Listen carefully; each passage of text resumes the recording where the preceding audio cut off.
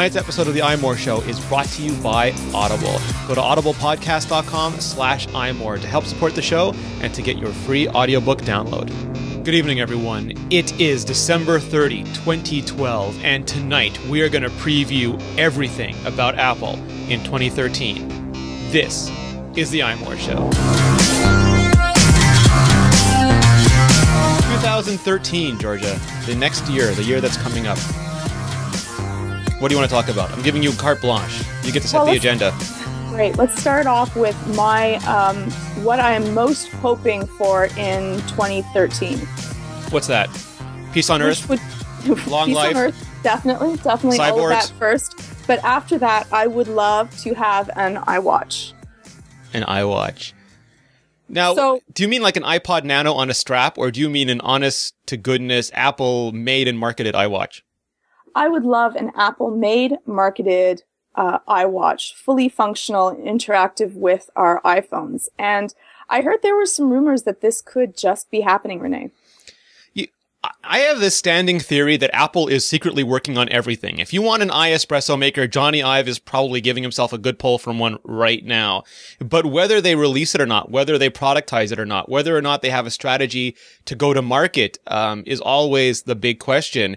So I think when Steve Jobs came out on stage and showed off the 2010 iPod Nano, and he kind of joked and said, you know, several members of our board want to wear them as watches. And then we saw the wristband, the watch band market just grow and grow. I think Apple almost certainly had to be prototyping something at that stage. Well, aren't there some rumors that Intel's making some sort of a chip, which would be strange for Intel to be making a chip for an iWatch, but that might be working on Apple for a chip? Is this just some wild rumors, or is there any perhaps validity to that? How high should my hopes be? I'm always suspicious when anyone says, you know, that, for example, they said that Sony was designing a television, not Sony, Sharp and Foxconn were designing a television for Apple. Nobody designs anything for Apple but Johnny Ive. So, maybe Apple is asking for parts from Intel, but even then it's hard to see a fit because all of Apple's mobile stuff has run on ARM chips, most recently custom ARM chips like the Apple A6. Intel has struggled in the mobile processor. They're just putting out some Android phones, but they do big beefy desktops like nobody's business. They don't do mobile devices. So it's tough to see what Intel would be providing.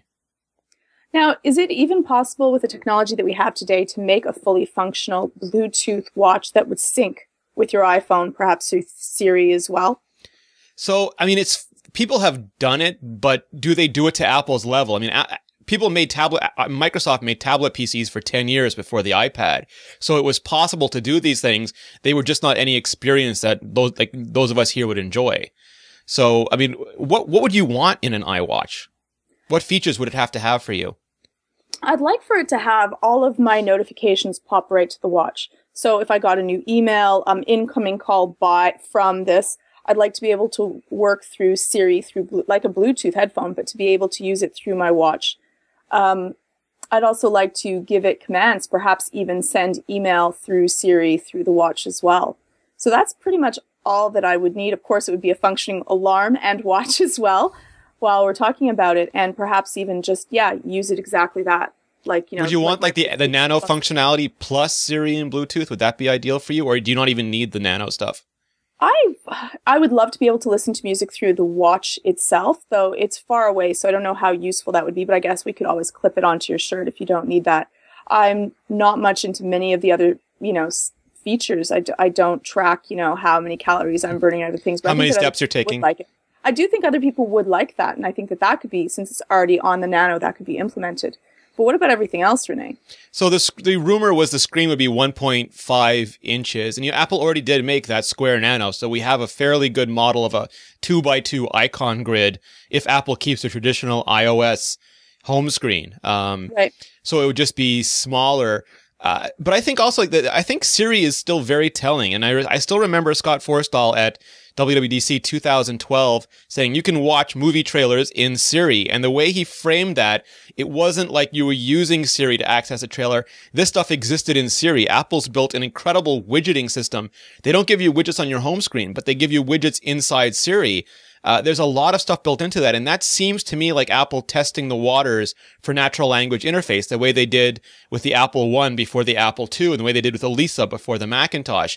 It's almost like an early days test bed. And we've seen Google Now. Google Now does voice on the device, so you don't have to send it to a network, and it does a bunch of predictive stuff. And if Apple can catch up in that technology and use a Bluetooth 4.0, low power, constantly connected system to just relay stuff back and forth, I think that would be fantastic. It would have a great range too, because I'd want the phone to be able to be anywhere in my house, and I could still use it through my watch, or even have it in my purse and I can answer calls on my watch and not have my phone with me all the time, because it is larger and cumbersome. Yeah. Do you think there'd be a market though for it, Rene? Like, I am one of the strong proponents, but often I am not with the mean. Yeah, I mean, and that's the thing. Apple has products that sell in the tens, if not hundreds of millions. And that's a market to Apple. The Apple TV, which sells, 6 million in the last year, I think, that's a hobby, becoming an area of interest. Would a watch be something that could sell 100 million units? Or is it something more like an Apple television? Wearable computing is something that a lot of people think is going to be the next big trend, that instead of carrying around computers, they're going to be built into everything that we use. But at some point, people thought projected interfaces. Bill Gates was huge on that. You're going to have an interface projected with cameras everywhere in your house. Every surface, hence the name, will be a computer interface. And that's not how we've skewed. So there's a difference though, Rene, because people already wear watches. Some people, and yes. Most people wear watches. If not, they use their phone. Yes. But haven't you ever had that, Rene? You want to find out the time or answer the call, and you can't get your phone out of your pocket, or you can't find it. Well, or it would be indiscreet to get it out of my pocket. Right. Or you're driving, so you don't have it. Your Bluetooth isn't hooked up, or something else happened. I don't know. I think that it would make life easier. And I think because of that, more people would jump to it. But perhaps, like you said, maybe not in the numbers that they would need to make a huge. But so here's the thing. Would it be a watch? Would it be a Star Trek The Next Generation style communicator you tap on your chest? Would it be a small earpiece you wear on your ear that we have Bluetooth headsets already that can transfer audio back and forth from Siri? Do we need a display? Does it have to have its own display? But I would say yes, it should have its own display because it's a watch at the same time. But didn't the Square Nano already do that, where it was a clip, plus it could be able to be supported through a band, plus you could clip it anywhere you so wished? Perhaps that would be too large to wear and have it as a Bluetooth on your ear, but besides that, it was pretty, useful. And there have been attempts. There was a BlackBerry watch many years ago, and I believe those are the same people that made Pebble, and it hasn't shipped yet, but they've been advertising Pebble watch. Motorola basically cloned the Nano and made an actual watch. I think it was called the Motive out of it. So there's definitely people experimenting in this area. And I think that's what Apple likes. I think Apple likes to wait and watch the early people figure out problems and get a lot of feedback and do these kinds of Nano-like trials. And I wonder, Georgia, if the Nano didn't change this year. A lot of people were really upset that Nano went away from being the Square, so they couldn't keep using it in the wristband. But that might leave space for Apple to do something else. They get rid of the Nano as watch market, and that opens up the watch as watch market. That gets me really excited, but I'm going to just remain hopeful and not get my hopes too high up for that. Here's the thing, though. I mean, Apple is in a very strange position, and part of it's their own fault, and part of it's because Wall Street is stupid. But they have become a hit-driven business. A lot of other companies, no one cares where their next profit. Amazon's price-to-earning ratio is so absurd; they never make any money, and they're a darling. But Apple, the minute they release an iPad Mini, it's what have you done for me lately? When's the television coming? When's the watch coming? And they've ended up being someone who's always got to have the next hot thing. Even though they're making more money than companies that have oligopoly control over fossil fuel resources, there's such an expectational debt amongst hedge fund owners and Wall Street brokers that there's a lot of pressure on them to come up with something new, and a slightly faster, slightly better, slightly thinner iPhone or iPad is not always going to satiate that. But do you think that that's going to make them more cautious about what they put out? Because when they make a blunder, it's a huge blunder, even if it's something that any other company could come out with and no one would even, Apple Maps, yes, they made an application and it is not a fabulous application, but people jumped on this as a huge failure. So do you think that this would, whereas if Microsoft, when it makes a mistake, really people don't even bat an eye. So do you think that this makes Apple a little bit more cautious about coming out with something completely new and innovative? or do you think that this pushes the market? I think Apple's sort of damned if they do and damned if they don't. If they don't put out something that's, I mean, the iPhone 5 was a fantastic phone, arguably the best phone ever made, and people called it boring and incremental, and I mean, they got into some trouble for the iPhone 5. People thought the sales were disappointing, even when the sales weren't disappointing. And yet, if they put out something that's too crazy, I mean, iPod Hi-Fi, I'm Steve Jobs, I got a boombox on my shoulder, then, I mean, they get rightly made fun of for that as well. So, it's going to be interesting to see. Apple, it took a long time. Apple did Macs for a long time before they did iOS devices. And to expect them to have something completely new this soon, I think, is unrealistic. But if they can keep tweaking the formula and moving iOS into more areas, I think that they can maybe walk the line for that. So we'll keep it at a slim, perhaps. Yeah, I think there's more likely. See, that's the good question. Is there a better likelihood that they'll go small with a watch than that they'll go big with a television set? Because it's different screen sizes, super tiny 1.5 or like, 60. And they're both, again, I don't know, out of both of them, and I'll ask this to you, Rene, like, a watch, small, easy, not a huge cheap cost, people have it. TVs, everyone has more than one TV in their home now. So, yeah. Well, let's go through the iTV. Yes. What exactly, what are the chances that this is coming out in the coming year? We saw Jobs in Jobs' book. He spoke a little bit of a television set. Plus, Johnny Ive spoke about how he had a prototype locked away in one of his penthouses somewhere. No, it's in the Apple vaults. In the Apple vaults. So what do you think, Rene? 2013, an Apple TV? Again, I'm 100%, well, not 100%. I'm very, very sure that Apple does indeed have the television prototype, because it's something that they would prototype. They make displays. They make the cinema display, the Thunderbolt display, as it's called now. Making a television set is a logical extension.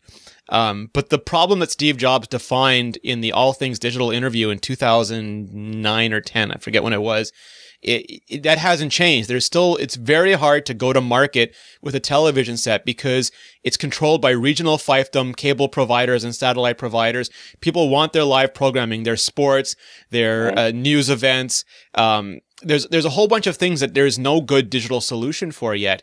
The biggest advantage to Apple making a television is that they get to control input zero. That means that when the TV turns on, Apple controls the startup experience, and that's huge.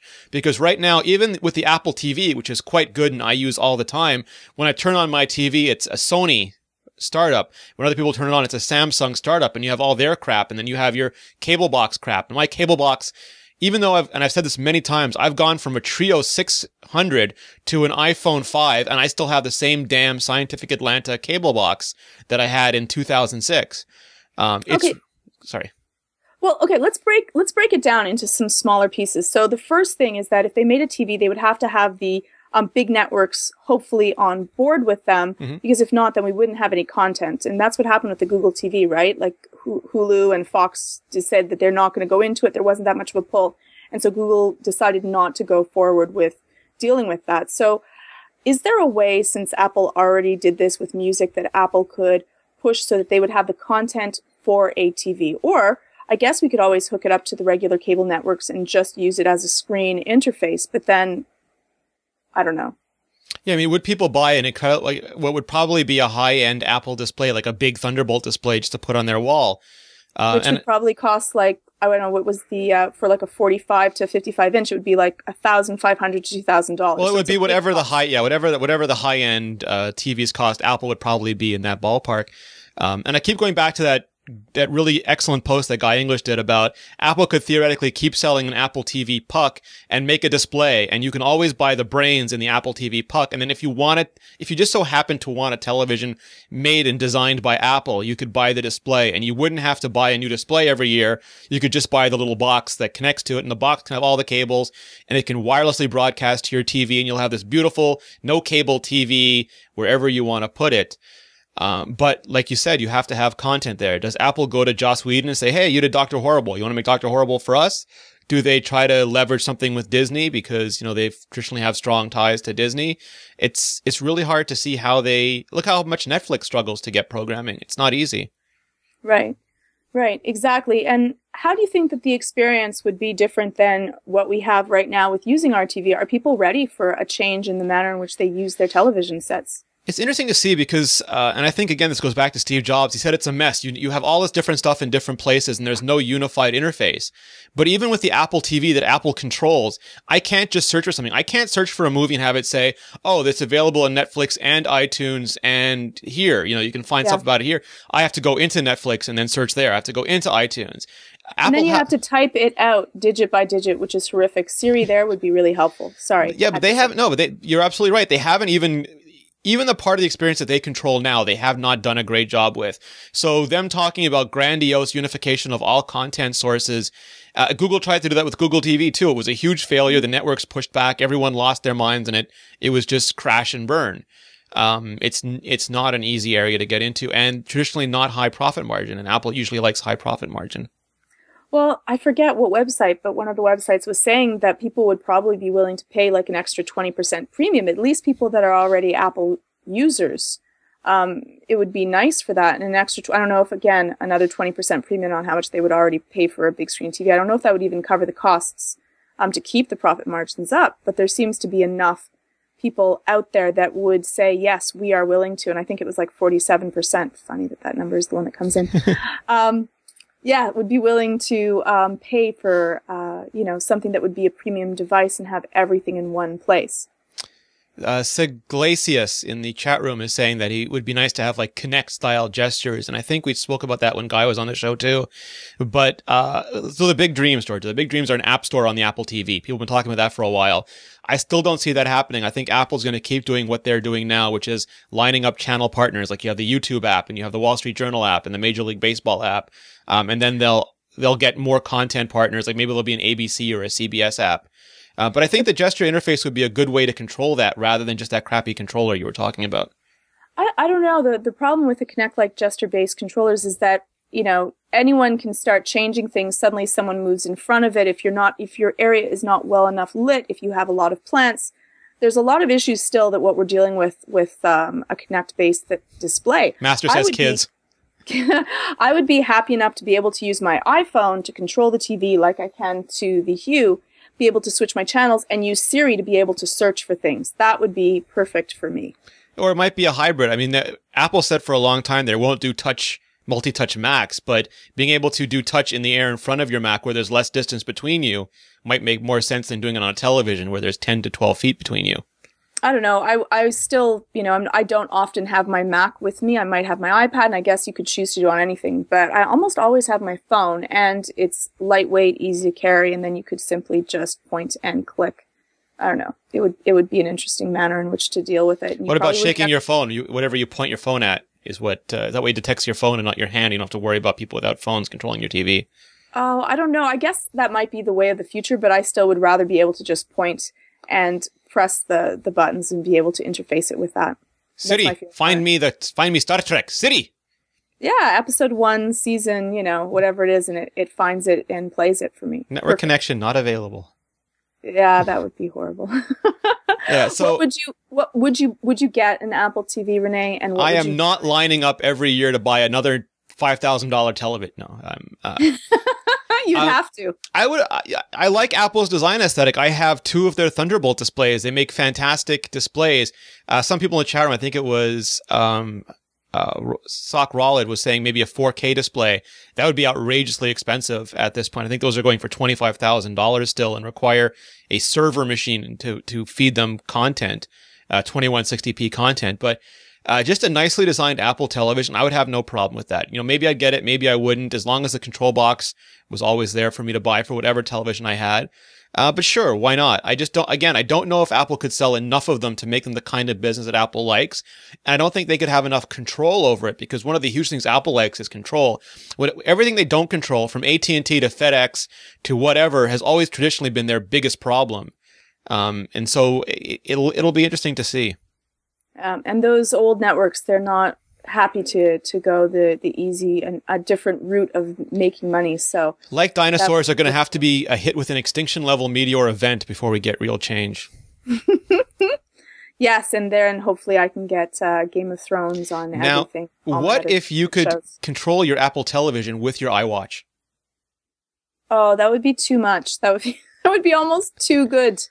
That would be too good. I would buy both in a heartbeat. No, you just mentioned Game of Thrones. That's an excellent point. You can't today for any. I mean, there's that stupid thing where you spend $35,000 for the device and $500 per movie to watch first-run movies in your house, and you've got to have a retina detection for security. But you can't say I want to watch Game of Thrones and just watch it when you want.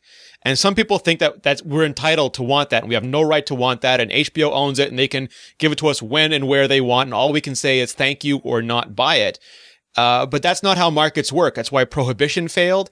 That's why almost every kind of artificial constraint or restriction ultimately fails when it does not meet consumer demand, because we are the customers.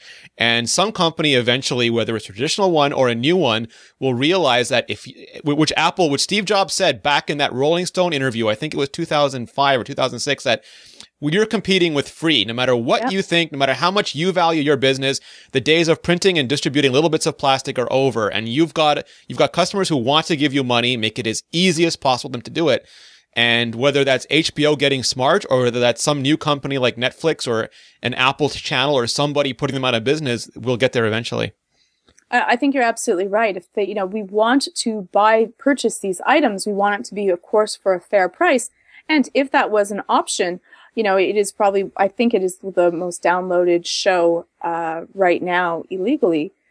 People want to spend money, and with the App Store with music, with given the choice of something that is fair or going through nefarious means to get it, we will go through fair first. So if it's easy, if it's simple, and Apple can do that, I think that, again, that we're just wanting to give you money. Let us have our show.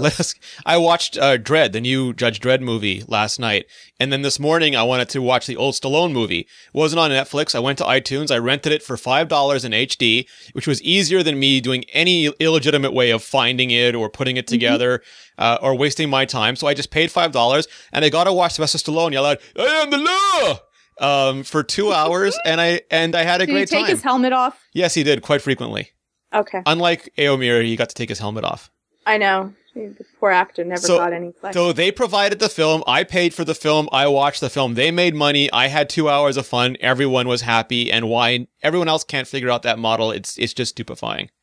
It is. It's absolutely ridiculous. So that being said, Rene, what do you think the chances are that we'll be seeing a television this coming year? Or at least, let's say not even see it, but have it available, that they're going to mention that it's going to be produced at some point. They will never, ever not, unless there's extreme circumstances, they'll never, ever pre-announce anything. That's just not how Apple works. They will announce it before they ship it, maybe with 3 to 6 months if there's developers that are required to do stuff, like with the original iPhone or the original iPad. Otherwise, you will expect it when you see it, and it'll be available to buy within weeks, if not a month, of that date. I think we will see Apple moving more in that direction. I don't know if they're going to pull the trigger on it. They would have to sign a hell of a content deal, which would probably leak out before the television did, in order for them to go to market with it. So I think if we start seeing Apple lining up better content deals and maybe see a better Apple television box come out with better services first, I think that will be there's 7 seals Jürgen Prochnow has to open before we get that television set. And we're only on 2 or 3 of it right now. Fair. All right, so Georgia, tonight's episode is brought to us by Audible. If you go to audiblepodcast.com/iMore, you can get a free Audible audiobook download. You might be asking why. Why would you want this? Oh, they're amazing. When I'm traveling in the car, when I'm going anywhere, I have an audiobook to keep me company. I love it. I am taking a plane to CES. I have to fly from Montreal to Las Vegas, which is several hours. And I don't think I'm on an internet-enabled plane, Goramit, so I am going to be listening to Audible the entire flight. I might even listen to The Hobbit again, because I saw the movie, and some of the things were changed, and I would like to refresh my memory of what was changed so that I can complain about it properly on the internet. That's a great idea. Yeah, but they have tons of stuff. They have biographies, they have fiction, non-fiction, they have almost anything you can imagine. They have a couple of really good books about Steve Jobs and Apple, some fantastic books about Google. They have almost all the classics that I grew up reading, the Dunes and the the Lord of the Rings, anything that you pretty much want to read, you have a high likelihood of finding it on Audible, read by the author or by a trained professional voice actor. And it sounds great. Yes, it sounds great. It's a great experience. There's an Audible app you can put on your iPhone or iPad, manage your whole library, listen on the go. If you need something, just don't take our words for it. Consider us liars. Believe that we are not trustworthy and go to audiblepodcast.com/iMore, get a free download and try it for yourself. Well, let's go to things that are definitely in play. Next year, what is going to happen with our iPhone 5, iPhone 5S? Maybe iPhone 6. That's interesting because originally Apple put out a new iPhone every June. And then for the iPhone 4S, we had to wait until October. We had to wait 16 months. And then they kept it on that schedule for the last couple of years. But then iPad 4 came out 6 months after iPad 3. And Apple is saying, look, we can release this stuff when it's ready. We are not bound by any artificial cycle. And that makes it really interesting because could there be an iPhone 5S in the spring and then an iPhone 6 in the fall? Could there be an iPhone 5S in June and an iPhone 6 the year after? How much does Apple want to mess with us? Or how much do they want to make it difficult for competitors? Because for a while now, competitors could just wait until the iPhone was 6 months later, release a hot new phone, basically uncontested. But now it's like a crazy Ivan. It's like doing something that's not expected. And I think it puts everyone on their toes. So, Rene, let's go through what do you think is going to happen with the next iPhone. So usually they skip a year. 1 year we have a new design. Yep. The next year we have new software inside of it. New internals. It looks the same. Yep. You know, maybe a little bit more spiffy, maybe a different colors sometimes, but pretty much it's the same phone, but the internals are different. So what do you think with the iPhone, the possible iPhone 5S? What do you think we're going to get that's going to be different inside? Well, first we need a new acronym because the iPhone 4S was, the iPhone 3GS was speed, the iPhone 4S was Siri. So they're going to have to find something for that S to mean. Once they do that, Siri Plus. If it is an iPhone 5S that comes out first, and based on past behavior being the best indicator of future behavior, that's what it's probably going to be. It'll be a faster, better version of this iPhone. Now, they took several hits with this iPhone because their primary intent was to make it thinner. That meant that they could not improve the camera. They did a ton of work on the camera to make it as good as the old one in a thinner casing. That was incredibly hard because cameras do not like thinness. So that could be something that they work on improving again. So we could have better optics again. So they had to take a step back. Optics stayed the same. Maybe they can improve them now. The processor is really fast. The A6 processor is a beast. Do we need an A6 something or other, an A7? What would that give us? Do they need to go to quad core? Would that help us in some way? Or are they going to start adding other stuff? Like they are rumored to have bought a biometrics company. Are we going to see some form of, I don't want to say fingerprinting because that looks silly, but some form of biometric security on our phones? Which would be very cool to be able to have it read your retina or your fingerprint, which I don't expect it to be able to have at this stage, but that would be pretty sweet. But they have to do something because there'll be a limit to how much you could, eventually things are fast enough and people stop buying new things. We buy new things because we're geeks, but my mother still has a 2010 iMac and it runs websites and emails good for her now as it did then. My sister has an iPhone 4. She can make calls with it as well now as she could then. And there's no impetus to buy, and just making it a little bit faster, a little bit better camera every year, that will last a certain while, and then they're going to have to change the value proposition of the phone. Yeah. Right. So you mentioned software. I mean, maybe they can localize Siri the way Google started localizing Google Now. I mean, that would be a huge improvement. Right now to set an alarm, I have to go to Apple servers and then come back to my phone. If I could do that locally, that'd be fantastic. If they could do the predictive stuff, like my phone knows where I am. It knows what my schedule is. Rene, traffic has changed. You're going to have to leave earlier to get to that meeting across town. Here's the best route. Would you like to text Georgia and say you're going to be late? That would be amazing. If it was, as we spoke a long time ago, if it was more of a full-bodied assistant, like a Siri assistant, so that it would actually preemptively tell you, you should, wake you up 10 minutes earlier because the traffic's really bad, or the weather is going to be really horrible, and decide that. Now, again, it could go too far and you might decide that, but it would be amazing to be able to at least have that option where it can say, you know what, this store seems to be out of the product that you wanted to look here. Let's take to another, store instead of dealing with that. That would be amazing for me. They're mentioning my Nexus 4 in the chat room, and I'm going to hold it up because that does have Google Now, and it does a lot of those things with the localized voice control and the predictive stuff with Google Now. And it's really interesting. I mean, how do you like it, Rene? I have a love-hate relationship with it. And here's why. I am a self-confessed design diva. User interface and user interaction are incredibly important to me. And this thing scrolls worse than an iPhone 1. And its keyboard is as laggy as iOS 4. And to me, that's like nails on a chalkboard. Some people don't care, but it has way more features and it can do things that the iPhone just can't do.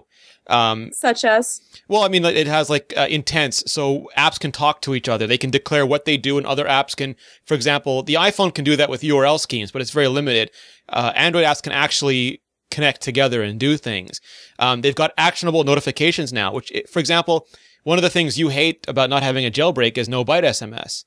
If Apple had actionable notifications, I would love to get an SMS message and just answer in the message without having to switch apps. Right. I mean, there's all these things that they could do in software that would just smooth out the user experience. And Android has a lot of those high-end features, Android was originally made as a BlackBerry clone, and they were never optimized for performance on an interface level the way the iPhone was, and they've been trying to fix that ever since. Apple never intended to have apps and multitasking and stuff like that, so they still don't have some of the stuff that Android has. And they're both playing catch-up in those areas. It just so happens that the things I care about more, Apple does better. But Android for other people is a much better phone.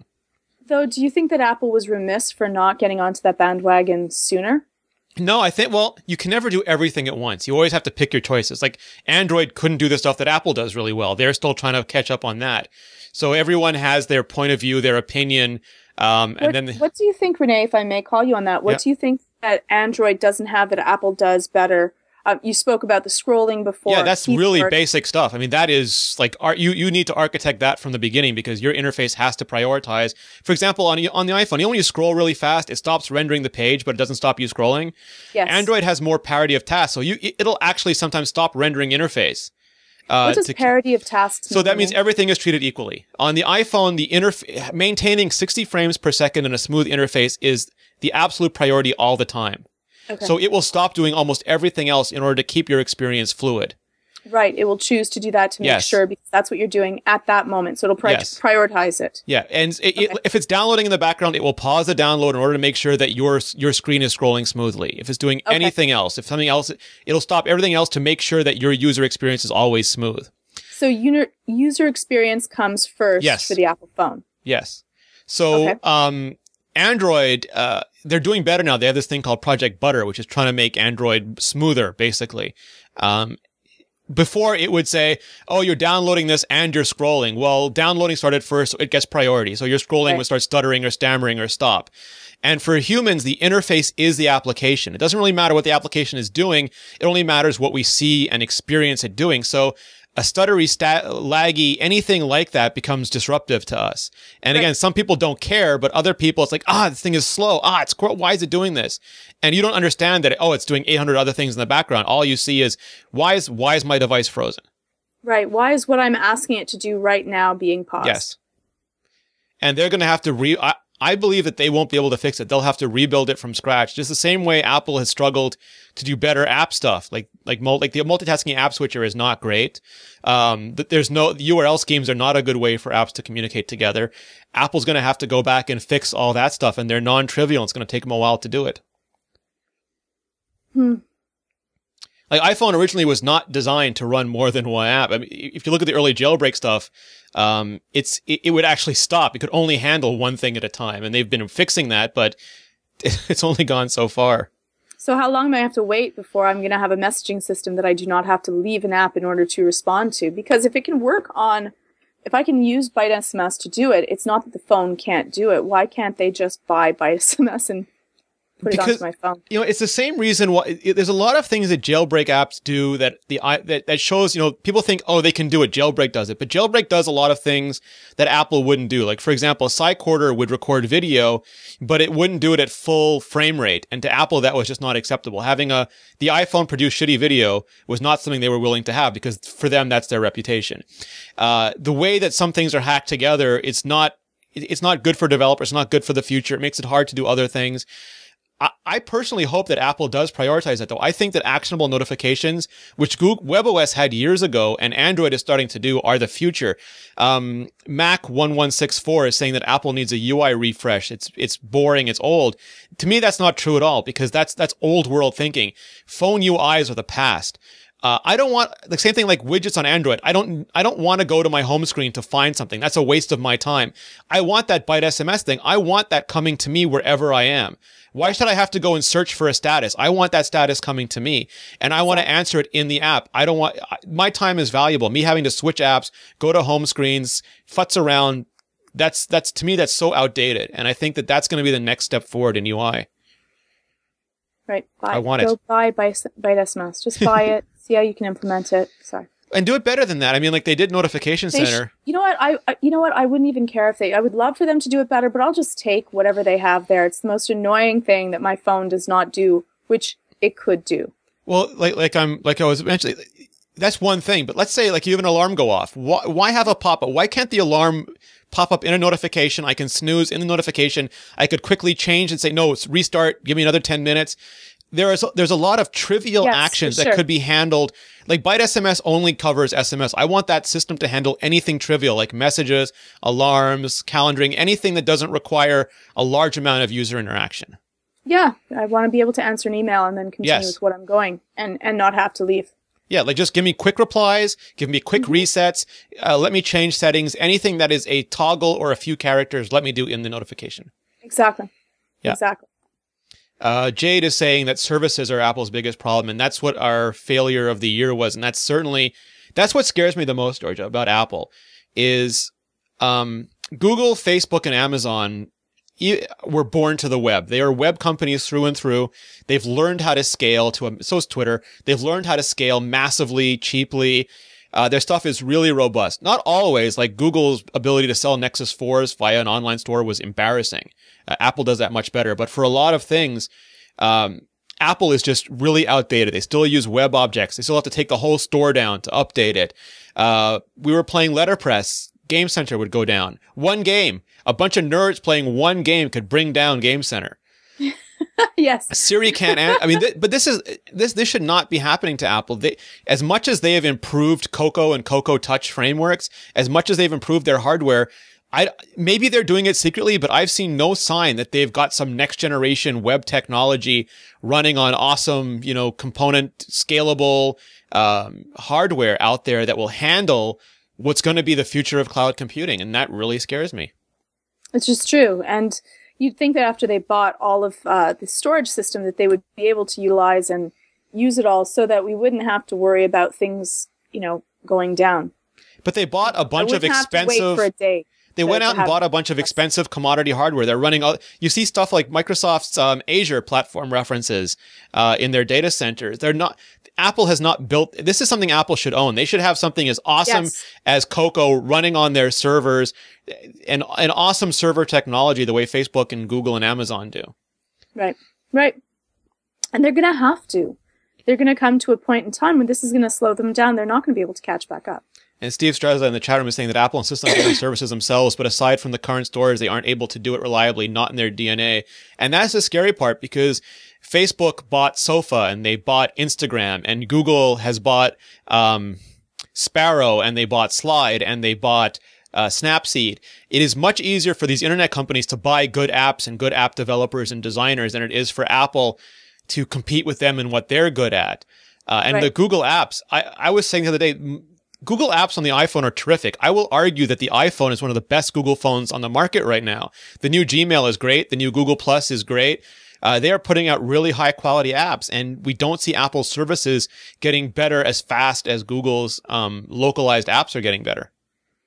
Right. But Apple is not against buying companies that can do something better. They did that with Siri. They just didn't buy something that was complete at the point in time of which they purchased it. So they still had to tinker with it. And they're licensing Nuance on the back end, and they're running it on a whole bunch of crap. Well, I don't want to say crappy, but a whole bunch of not commodity and that's hardware. The problem. Yeah. They just have to go all in.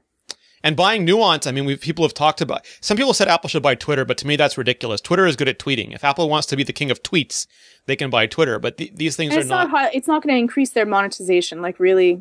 It doesn't really solve any of their problems. Buying Nuance is interesting because Google went and hired someone from, I think it was a co-founder. So Nuance sues the hell out of people. They have a lot of voice patents. They bought their biggest competitor, vLingo, whom they were suing for a long time before that.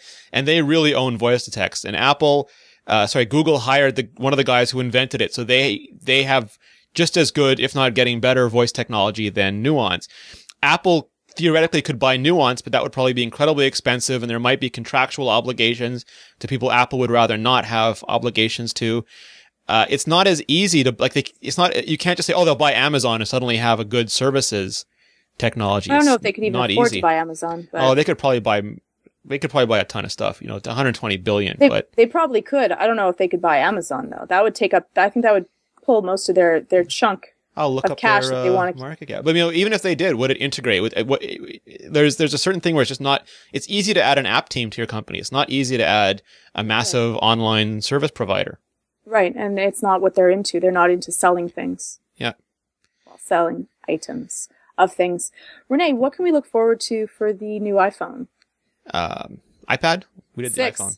No. 6. What can we get from the 6? Am I going to get a larger screen? Is what I really want to know. Perhaps iPad 6. I mean, iPhone would there 6. would there be an iPhone 6 this year? Is an interesting question because Apple has sped things up. You said that perhaps they could do it. Maybe. I don't think that they would. I'll be honest. But would they do a redesign? A larger screen to me is very interesting because it's a perception more than a reality. And what I mean by that is if you go into a Best Buy, I think I might have said this before, if every screen from 40 inches to 70 inches or 120 inches cost the same thing, if every television set, no matter what the size was the same price, most people would probably buy as big a TV set as they could fit into their house. It wouldn't even be a question. It's like, do you want tiny TV? No, give me the biggest effing TV that I can fit into my house. Because price is no object. And that's what happens with phones. You walk in there and they're all subsidized. And sometimes the bigger phones are cheaper than the iPhone. Like the Nokia 920, Lumia 920 was being sold, I think, for half what the iPhone. And all these, look, 4.5, 5-inch screen. That's way bigger than this. That must be better. So for some people, size is equated with being better. And for other people, size is actually better. And those are two different markets. That Apple has to consider. They went to 4 inches, so obviously they're not dead set against increasing the size.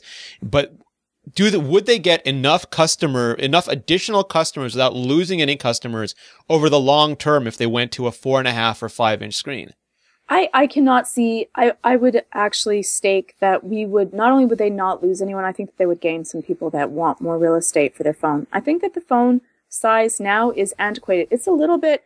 They say that it's the exact size of which you can reach from your thumb to one corner to the other corner. And maybe if you have some sort of mammoth man hands, that works. Well, you have tiny lady hands. You don't count. I have completely tiny hands. You can barely reach a nano from corner to corner. But I would like to have a larger screen onto my phone. I have to use this one with 2 hands anyways. It doesn't have to be mammoth. I don't want something that's going to be the size of my iPad mini. But Rene, don't you think that you would be happier if you had a little bit more real estate onto your phone? And yes, we might lose a slight amount. We might have to hold the phone further away from our eyes in order to still reach that Retina display. Well, so Apple would probably keep the same screen. There's a couple of things going on. HTC has released a 1080p television, 1080p phone that's 440 pixels per inch, which is insane. It's pornographic. It's ridiculous. And Apple is right now just over 326 ppi, and it's not even really 720p. So there's a lot of room for pixel size in there. But if they increase the size of the screen, whether they kept it with the same resolution, so that would be slightly less Retina, or whether they went to 3x or an insane 4x or something, would the physical size matter? My gut is that Apple would bifurcate the lineup. The way they have an iPad mini now and an iPad, I could see them having a small iPhone for people who want to put it in their pockets, in their purse, who have small hands, who value the smallness and the lightness and the portability of the device, and a slightly larger version for people who want the larger screen because they don't want to carry an iPad mini. They want as big a video experience as they can on their phone. But Rene, doesn't the Nexus fit in your pocket? Yeah, but I don't wear skinny hipster jeans.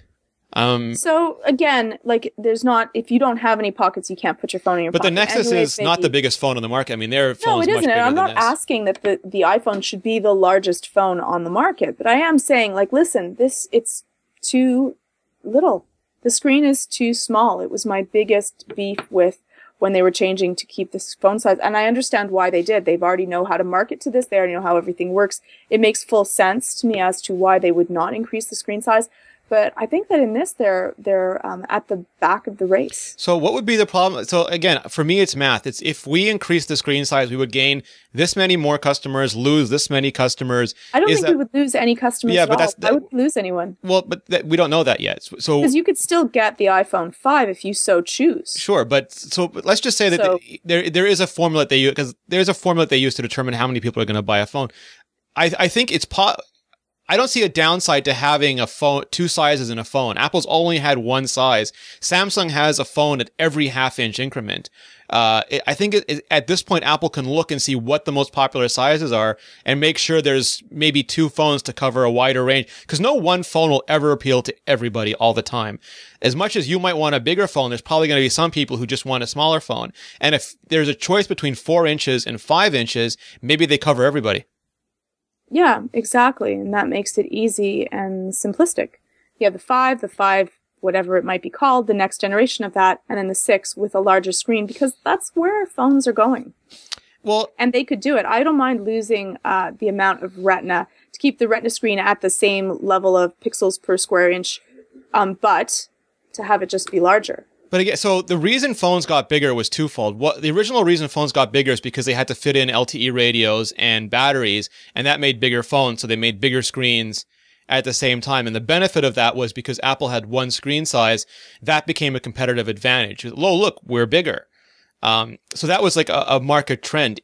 If people have phones for a long time, I think some people would definitely prefer the larger screen, but I don't think that's the entire market. I think that's always going to be one segment of the market. And I think it's one that Apple doesn't serve now. Well, it doesn't because it can't. It has only one screen size. So I think fixing that is... Yeah, so I think fixing that is them going... I think there might be a chance they would go to new screen sizes. Yes, I think that I think that it would be the smartest move. I think it would be remiss of them not to. I think that's a lot of people I know, it's why they don't like using an iPhone. Yeah, but again, I mean, and I don't want to belabor the point. There's two kinds. There's the perception of it and the reality of it. And a lot of people buy bigger phones, hate it, and return them because seeing a bigger phone screen and using it every day is a very different thing. I would argue that maybe it's not that they're the screen size, but it's actually the user interface. It might be. That's the problem. But like some of them are the size of mini tablets, and it's just not it's not as good in my opinion. Fair enough. Not the size of the iPad mini. Yes. Or I think the Galaxy Note is also way too big. Well, talking about the iPad mini, what do you think is coming up? Are we going to perhaps be getting an iPad mini with a better screen? I think Apple would really like it. This year's, some people, Apple had a choice between 3 things. They could have a Retina display, a thin iPad, or 10 hours of battery life, and they could choose 2 of those things. Like you can have it fast, you can have it cheap, or you can have it good, and you have to choose 2. And I think they were smart for choosing thin and long battery life because I don't think anyone would want a really heavy iPad mini or an iPad mini with 4 hours of battery life. Right. So is the technology sufficient now that they could keep the thinness mostly, keep the battery life mostly, and add a Retina display? And it seems trivial because, like I said, 1080p phones, right? But the a Retina iPad has way more pixels than 1080p. It's 1536p. That's a lot of pixels. So far, it's required more LED to light it and a lot more battery to drive it. So there's rumors that there's better LED now, so they can use 1 LED instead of 2 again. And battery technology is always a mystery, but maybe they've gotten better at that too. We don't know. Also, there's the, I'm going to pronounce this wrong, IGZO panels from Sharp, which are much thinner panels, and even if it's a millimeter or 2 millimeters, that's a millimeter or 2 millimeters more of battery space. So as soon as those pieces are ready, I think we will see a Retina Mini. I think we might see a Retina Mini I think we might see a new Mini as early as spring. I don't know if it'll be Retina or not, but I think as soon as Apple can go Retina and keep this price point, they will, and then the old one will drop down and be the super cheap iPad everyone's dreamed about. And what do you think that we're going to be in store for the new large iPad?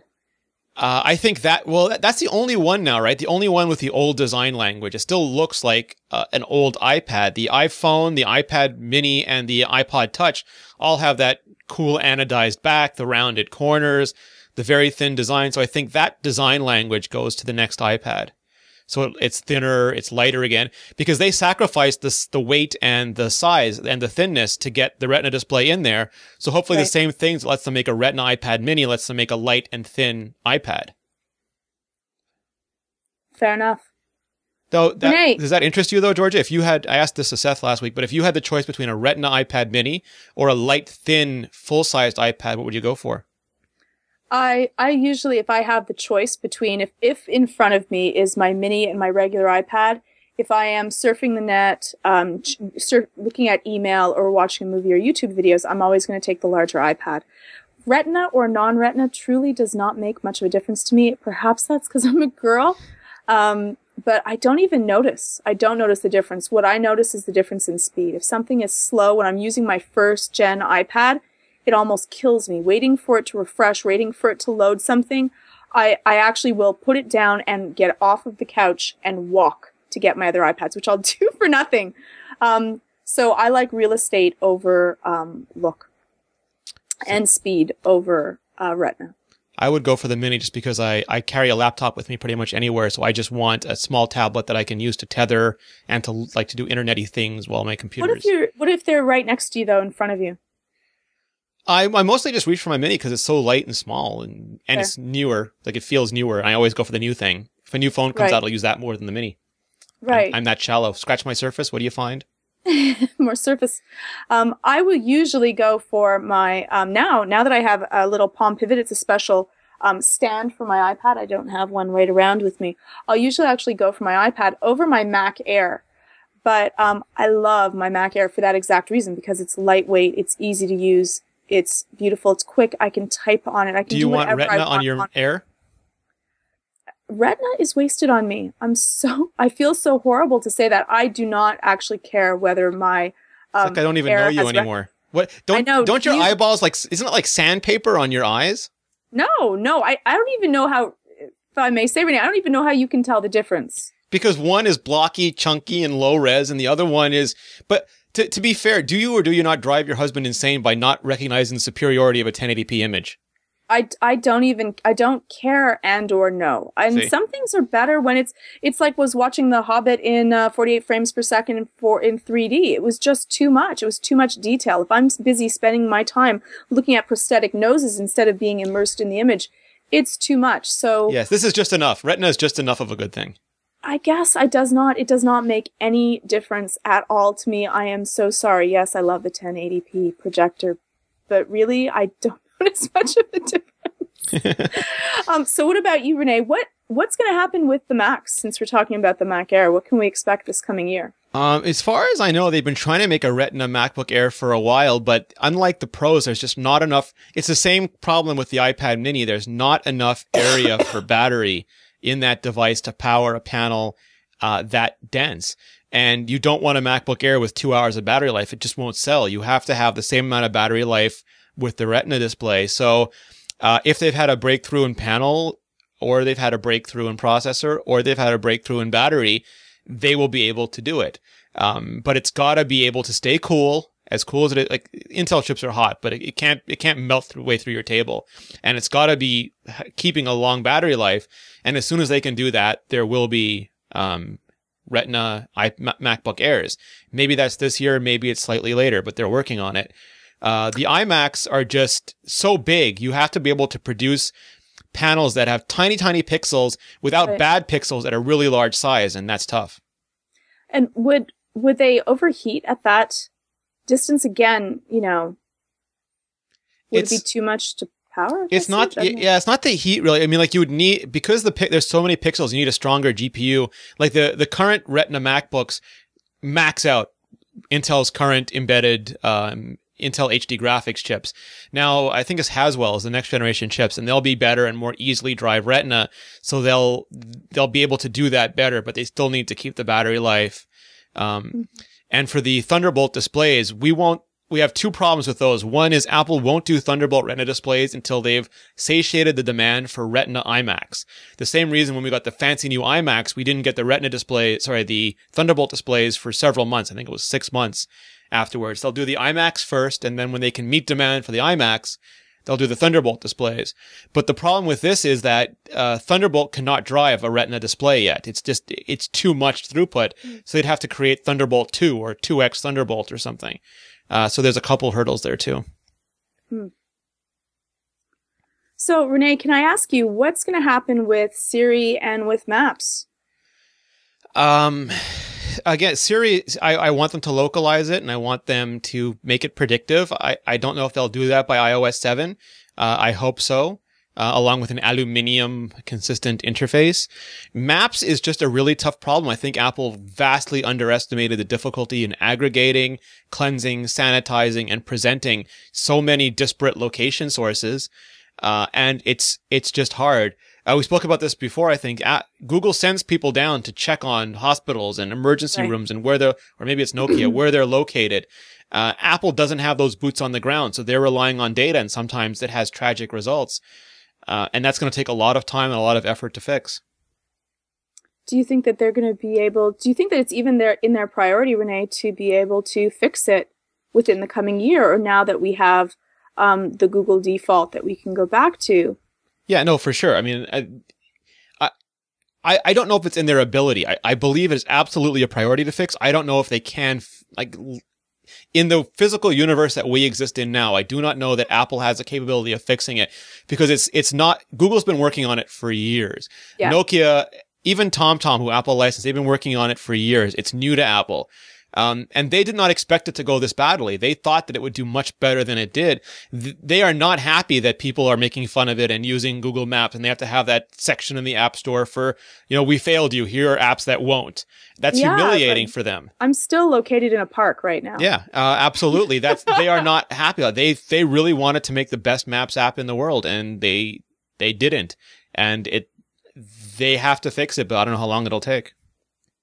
So maybe not this year. Oh, that's a horrible thought, really. Well, it's going to be incremental. Like, there's not going to be. I do enjoy turn by turn. I like using Apple Macs. It's easy. But even when I look for a restaurant and they choose to point me to the first episode, is the restaurant that's the furthest away to me instead of the closest. The one in Syria. I want Lebanese food. Here's a restaurant in Syria. It might be the best food, though. It might be the best choice, just not the one that I can ever get to. Yeah. There won't be a moment where you turn it on and it's fixed. It's going to be an arduous, grueling, bit by bit, data by datum fix, and it'll be incredibly slow. I don't know. It's gonna be fixed incrementally over a long period of time. There's no flip a switch, suddenly better maps. Right. It's a back end problem. I mean, the app looks beautiful. The app on the phone is fantastic. I mean, Sky, what is it? Skyview, Sky something or other. I don't know. I was not it looks cool. It looks beautiful. It's useful only to Superman. Only Superman is getting use out of that app. Every once in a while, when I want to get escape of, I'll get lost anywhere. I could get lost in a circle with one way in, one way out. But Flyover is nice in that you can see, what the landscape would look like. But truly, besides that, I'm not going to use it at all. Love turn by turn, though. Love it. It's fabulous. The app is great. It's just the data's bad. The data's bad. Yes, exactly. So, Rene, what are you looking forward to in 2013? If you could snap your fingers. Apple, as many problems as Apple had in 2012, they put out a crap ton of product. They put out a new version of OS X, a new version of iOS. They updated almost every product they make, with the exception of the Mac Pro. I hope that they kind of take 2013. I want it to be more of a snow leopard phase where they kind of go back and make everything better. I don't necessarily need new things from Apple. I want the things that they release to be better. I want the better Siri, the better maps, the better devices, the stuff they're making now, just there's a lot of stuff that they could do to make it more consistent, more reliable, more enjoyable, ultimately more delightful. And I hope they choose to invest in that, because it's not the sexy stuff. It's not the stuff that gets the headlines and the Wall Street people all excited, but it's the stuff that makes Apple Apple. And I really want them to nail that. Right. Yeah. What about you, Georgia? You just want your watch. I would love to have the watch, but really I would like the interface to be a little bit more immersive. I would love for Siri to be able to, say, take photos, turn on by voice activation. But what I use most is maps, and I would like for the maps to be effective, to be able to have the data in the proper places, to be able to know when there is new construction. So I would love if Apple spent the time to, work on how to deal with a proper user interface with correct data and data that's changed almost in real time, so that I don't get lost. We don't want to get lost. And byte SMS. I'd love to have that. Actionable notifications. Awesome. All right. Thank you very much, Georgia. Where can we find out more about you? You can find me on Twitter at GeorgiaTIPB, and also on the website www.imore.com. You can find me at Rene Ritchie on Twitter and app.net. You can find me on iMore. You can find all of us at iMore, or you can just email us at podcast@imore.com. For all of our shows, go to mobilenations.com/shows. There will not be a show next week because I will be on a plane to Las Vegas for CES, but we will be doing a lot of fun stuff at CES, so please stay tuned.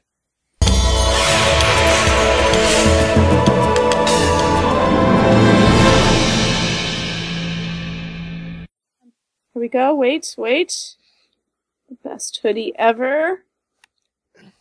Aw. It's like a super hoodie. There we go. This is way too meta for the show. We look like the really bad special effects in the early days of Buffy. Yeah, I look like I'm I don't know, someone. I know what you look scary. like. Everything is going according to my design. Sith Lord edition. Hey, if we had some shirts that had like huge mega hoodies, that would be like awesome. This battle station is fully operational. You and I both got the Hue iPhone and iPad controlled lighting system for the holidays. I'm so excited. What do you think of it? I love it. It's you would say it's just lights. It's not that big of a deal. Wait, let me just move them a little bit closer. But here we go. I'm going to start off. Are you podcasting in Hue? I am. Wait, let me. Did you make your husband schlep all the lights downstairs just so that you could do the show? All myself, thank you. There we go. Wait. I don't know if they can be seen. Yeah, they can be seen. Hold on, I'll put you full screen so that people can look upon you and despair. Okay. Okay, so here we have the Hue, and you may change it up as you want. Yeah, so you put a Wi-Fi dongle on your router. It connects via Ethernet to your router, and then you have an iPhone or iPad app, and you can say like Tatooine Dawn or Arrakis Evening or SETI Alpha 6 before Khan leaves. Whatever you want. And the cool part is that you can also use it to dim. So you can. And if you have a photograph in your camera roll, you can actually set it to your photograph, right? Oh, you can, which I've been going crazy with. Here's sunset. I think I look prettier with sunset. There we go. Everything looks better. Yes, they are LEDs, and you can individually control the RGB components of each light with the iPhone or iPad app. Yep, you can choose to set it. You can choose to change it as you wish. And the coolest thing is that you can... Oh, it also has different things for like energize, if you want to concentrate, just so that it has different levels. Why was there no transporter effect when you said energize? I know. I'm not that powerful. Wait a second. And then, let me get out of here. You can also choose to set it to timer, which is really cool. So, done. Let me just put this back. You can also control it with your Android phone. This is my Nexus 4, and it's got the same capabilities that the iPhone version has. So you can control everything right from your device, and that's one of the cool things about this. You can also just choose to have it change your lighting during the day. So say that at 6 o'clock you want to have a certain type of lighting, it will do that for you. Now, Neil Douglas is saying that they're very, very expensive. And I guess it depends. I have this difference. To me, cost and value are very different things. It's $200 for the starter pack. Individual lights are $60, but they're 15,000 hour bulbs. And you can control them. I mean, this is definitely a geek gadget, but it's fairly awesome. I was, like I said, watching Star Wars with my room set to Tatooine Dawn. You cannot pay enough money for that. And it's a lot of fun. Now, yes, it's, for the cost, like really to be able to change your rooming, $200 is pretty much the set of, a whole bunch of sets of lights if you'd like. But it's an on-contract iPhone. Fun. But yeah, this is fun. It's so much fun and well worth it. Let me just turn them off. And if you want, you can just use them to control your phones. You can also do it remotely if you want. Yeah, so if you want to give your website on vacation, info. You want to end up, you'd have to do that. But if you want, you can go on vacation, and so you can have your lights change the colors, change the setting. So really cool. And yes, I know send they are Wi-Fi. The lights are connected to Wi-Fi. Awesome.